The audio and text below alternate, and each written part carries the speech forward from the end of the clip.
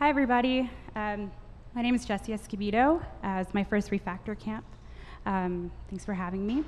Today I'm going to be talking about Plannar, co-visioning with AR. And this is going to be mainly me talking to you about some provocative ideas that I had in my thesis program at Art Center of College of Design. So by no means is any of this like definite. I think for people who are in the AR space, we kind of know where the technology is. So this is just me starting to move the conversation according to my agenda. So I want to start off by saying that designing reality is political. It's obvious, but if you've been a designer in architecture or in the UX industry, we don't often look at it through that lens, and we're not very explicit about it. You guys are all now experts in Los Angeles, thanks to Drew. But this is where I've been hanging out for the past 8 years. But I'll start my journey in the blue square, or in the blue area. This is a picture of me being political, which I never in a million years thought I would be doing. This was in Boyle Heights, which is a predominantly low-income neighborhood adjacent to downtown LA. And a lot of the people in the community were getting very angry about coffee shops being set up, art galleries being set up that weren't really engaging the community or really taking into consideration what they wanted. And so this was very uncomfortable for me because I'm not a very, I'm a very conflict-averse person. And so I thought that I needed to do something with my privilege, but also with my skill sets, having had an architecture background. And so urban futures was something that I knew about in my studies at USC. So Liam Young was one of the first architects that were really pushing architecture into the more speculative areas. So he calls himself a speculative architect, and he creates a lot of, he uses film to depict dystopian cities, talking about how technology will change our urban cities. And while I find this incredibly romantic and wonderful, I didn't find it very productive. And so for my MFA program, I started to try to use different emerging technologies to bring about narratives of people in Los Angeles questioning Mars colonization or the social implications of what will happen in the future when we are able to share realities. And then coming back to Boyle Heights, this was a project where I was looking at murals and revisiting them as sites where we can start to talk about what the neighborhood wants with old technologies, but inserting AI as well. And then finally, I got to do an internship because I never did an internship in college really, but I learned about strategic foresight, which is a practice that they usually call it corporate futures. So it's a practice where you create scenarios and use them to guide corporate strategy. So you go all the way into the fantastic and fictional, and then use that as a way to test out how we can get there. Do we want that? Share it with stakeholders, et cetera. And I selfishly started to put some of the trends that I was looking at in my own work at Art Center. So I was looking at what was going on with Sidewalk Labs and how people were getting upset about their data being taken or other matters. I was looking at the fact that Los Angeles has to build a lot for the Olympics by 2028. And then just the general gentrification conversation that was happening. And Autodesk, for those of you who don't know, they're the people who made AutoCAD, so the software company that most architects still have to use. And so this is a reality in Chinatown. I live there, I've been living there for 2 years now, and this was just a couple weeks ago. The mayor is still approving luxury rate, market rate housing and not really catering to the needs of the low income communities in Chinatown. And so this is the systems we have. They're very reactive. And then it also reminded me about how nobody that I know personally is educating architecture students or urban planners, maybe it's different urban planning, but nobody is asking architecture students to actually work with people and get their feedback when they're designing things, which was the totally different case when I was a product designer, and in the UX industry, it's all about getting that customer feedback. Every design decision that you make has to be backed up by some anecdote or persona. Who did you talk to? How many people? And so this is something that I think that moving forward we need to take into account, and I think the whole world is kind of watching Sidewalk Labs and being very critical of how they're handling their community outreach. But we're not any better, and here in Los Angeles, this has been the master planning update for Detail 8 2040, and there has been community visioning efforts, but Chinatown's not there. And then for those of you, have you guys ever attended like a community meeting? Yeah, so they're boring. A lot of people can't go, and it privileges the people who are the loudest and the angriest, and this isn't very fair.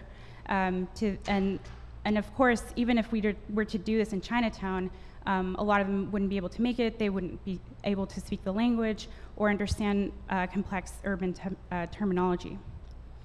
But I also, I'm looking at these other more bottom-up approaches that are using different media, like James Rojas or Jose Sanchez, even Omar Ureta. These are all local architect, design, urban planners who work with communities. But what ends up happening is you have these amazing visioning workshops, but they're analog materials, and they're not very translatable materials. They end up in a report, or they end up getting photographed.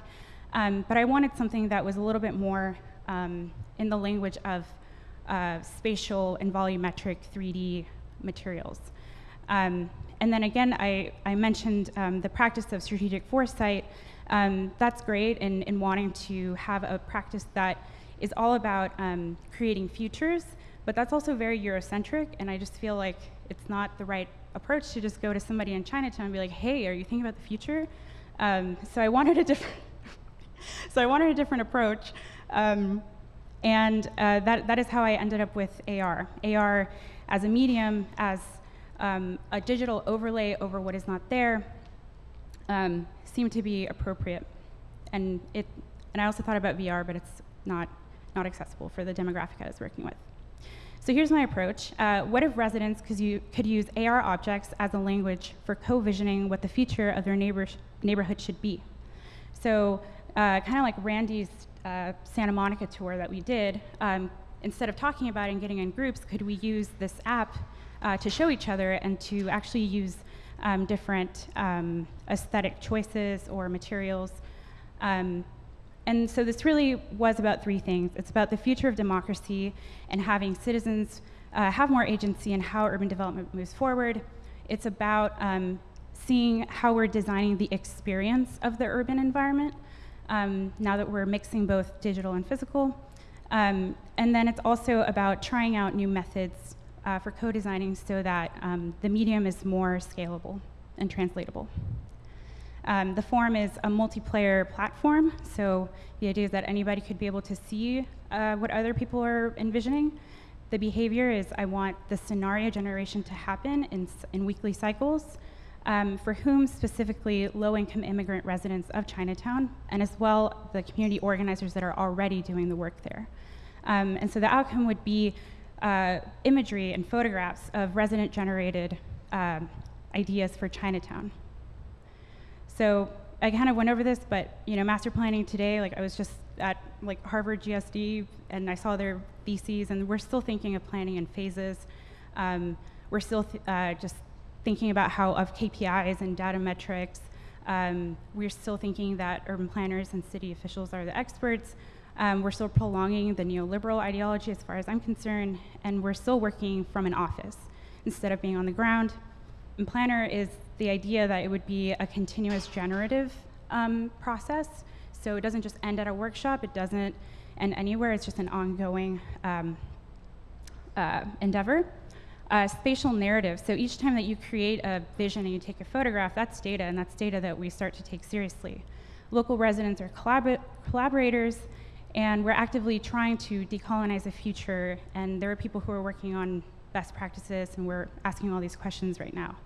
And then we're also physically engaging with the environment as we're trying to design it. We're not just looking at a picture of it in an abstract form, we're actually there all the time and responsive to changes. So AR media, as a spatial data storytelling language, the cool thing about AR is that you can have very literal objects. Like you can have, for example, a bench, and it will be to scale. But the other thing is you could also start to just insert like more abstract, symbolic imagery. But once you put it in place, it suddenly has a meaning of its own. And of course, adding emojis, kind of starting from the language that we already are using. This is a sandbox to prototype social fiction. So these aren't just ideas of the future with photoshopped people of color in renderings. These are people that you actually know, and in that way you can start to involve the people that you care about in a community. And also I just want to preface, this is not about consensus making. This is just about having an outlet to create many possibilities all the time, and creating the tools to share those. Here. Oh. Do you know how I can go forward in a video? What? Like scrub through.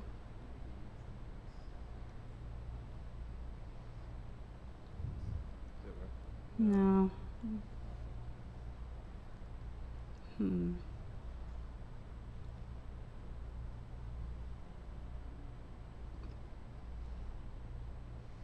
This is basically all I already said, but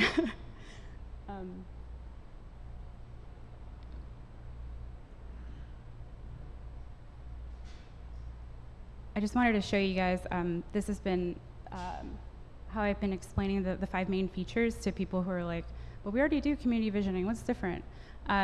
So for example, it's a very simple interface. It is literally just scan a plane and drop an object in, and all the objects that you see on the right are, they're all objects that are coming from conversations I have with people. So this came from somebody who got off the metro and really had to pee, but there was no bathroom. And so there are many ways you can visualize that. That was one. The idea is that I would be walking around, I'd see it, I'm like, oh yeah, hell yeah, that's a great idea. And then just being able to see things from different angles is also, we don't do that in community visioning a lot.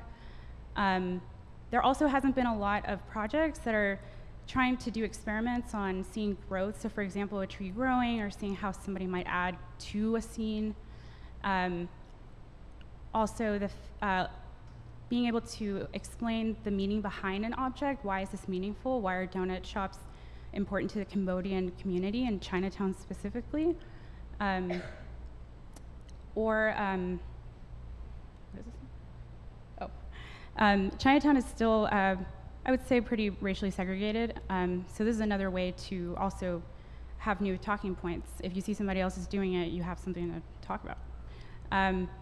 And then lastly, I mean, if this is all mapped out and we're able to have it recorded, because I'm envisioning that this would happen on a weekly cycle, at the end of on a Sunday, you could kind of go back in time to see what was the activity, what were the top objects placed.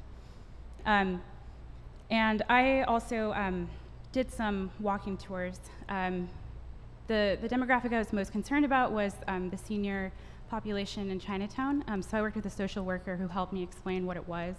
I was very afraid that they wouldn't be able to use my app, but they did. And these 2 ladies were just really cute. And they just really liked the tree one. I have no idea what they were saying. I really should get that translated. But of course, high schoolers totally knew what to do. I didn't have to explain anything to them. They understood the activity. This was me trying to explain it, but they were already like, we know how this works. Like, why are you even trying to explain this to us? I think they all played Pokemon Go, so they're like, whatever. So if anything, my app was very like not exciting to them. And I think, yeah, she's like trying to get her to do something in her photo, and she didn't. And what I learned by doing this is that all these kids live in the neighborhood, but nobody's asking them what they want, which is unfortunate because they're going to be living there, most likely. But this is an opportunity to, for example, street vending is now legal. No way. Okay. There's a lot of cool features I want to get to, but this is really just about creating a feedback loop. If you're of the idea that automation is going to help us spend less time thinking about how to build something, but more time on the concept, then we can do it with people and better. I was going to plug in Autodesk and their generative design ideas, but can we start to work with AR forms instead, so that there are actually forms of the local vernacular? Using image recognition, can we start to actually find patterns from all the images of trees that people are placing? And this is really just me kind of driving home. I'm going to a lot of these AR conferences and just not seeing enough of the conversation of seeing AR useful for policy co-creation or community-driven ideation. I really think that AR is a powerful tool to communicate. So thank you. If you have any feedback, let me know. I don't know what I'm doing next, so thank you.